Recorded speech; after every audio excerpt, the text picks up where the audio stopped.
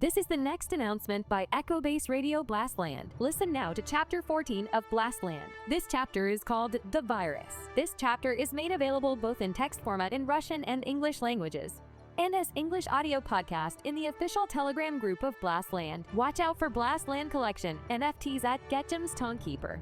Meanwhile, life in Vault 33 continued its course. The residents had adapted to the new realities and still ventured onto the surface of Blastland every day. They inspected the plots, transplanted some crops, and sowed new ones. Those who remained in Vault 33 were assigned tasks according to the needs of the bunker.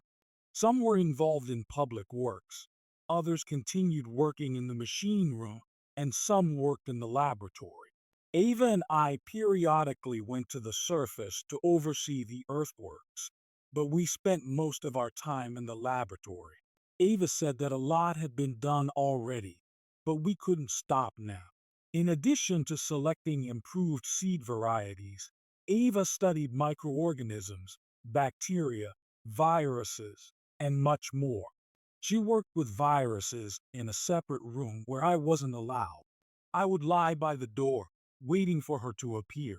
Time dragged on, and the hardest part for me was waiting. I remember when I was a puppy, I would wait for Ava to come home from school.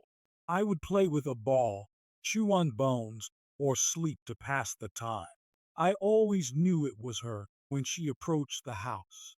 I could recognize her steps. Whimpering with joy, I was ready to lick her from head to toe. While it was easy to reach her legs, jumping up to her head was a challenge.